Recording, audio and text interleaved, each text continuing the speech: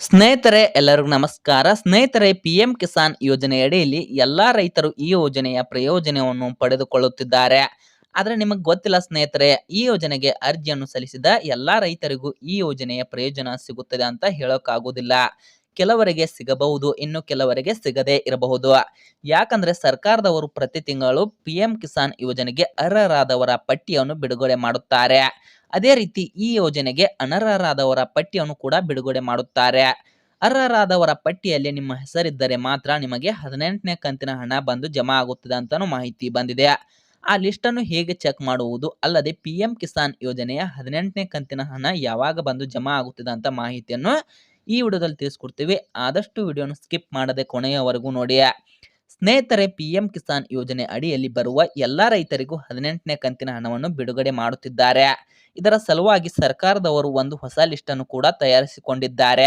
ಅಂದ್ರೆ ಯಾರು ಈ ಯೋಜನೆಗೆ ಅರ್ಹರಾಗಿದ್ದಾರೋ ಅಂತವರ ಲಿಸ್ಟ್ ಅನ್ನು ಕೂಡ ತಯಾರು ಮಾಡಿಕೊಂಡು ಅಂತವ ರೈತರಿಗೆ ಮಾತ್ರ ಹಣವನ್ನು ಜಮಾ ಮಾಡುತ್ತಿದ್ದಾರೆ.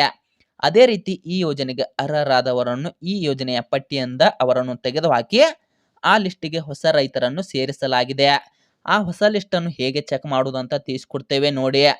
ಮೊದಲಿಗೆ ಪಿಎಂ ಕಿಸಾನ್ ಯೋಜನೆಯ ಅಧಿಕೃತ ವೆಬ್ಸೈಟ್ಗೆ ಹೋಗಿ ಅನಂತರ ಆ ಲಿಂಕ್ ಮೇಲೆ ಕ್ಲಿಕ್ ಮಾಡಿ. ಅನಂತರ ಒಂದು ಪೇಜ್ ಓಪನ್ ಆಗುತ್ತದೆ. ಅಲ್ಲಿ ಫಲಾನುಭವಿಗಳ ಲಿಸ್ಟ್ ಅಂತ ಒಂದು ಹೆಸರು ತೋರಿಸುತ್ತದೆ. ಅದರ ಮೇಲೆ ಕ್ಲಿಕ್ ಮಾಡಬೇಕು. ಅನಂತರ ರಾಜ್ಯ, ಜಿಲ್ಲೆ, ಹೋಬಳಿ, ತಾಲೂಕು, ಗ್ರಾಮ ಹೀಗೆ ಎಲ್ಲವನ್ನು ತುಂಬಿಕೊಂಡು ಅನಂತರ ಕ್ಲಿಕ್ ಮಾಡಬೇಕು.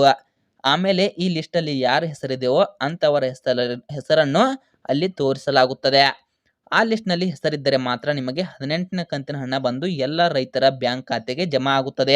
ಅಲ್ಲದೆ ಈ ಯೋಜನೆಯ 18ನೇ ಕಂತಿನ ಹಣ ಸೆಪ್ಟೆಂಬರ್ ಮೊದಲ ವಾರದಲ್ಲಿ ಎಲ್ಲಾ ರೈತರ ಖಾತೆಗೆ ಜಮಾ ಮಾಡಲಾಗುವುದು ಅಂತ ಮಾಹಿತಿ ಬಂದಿದೆ.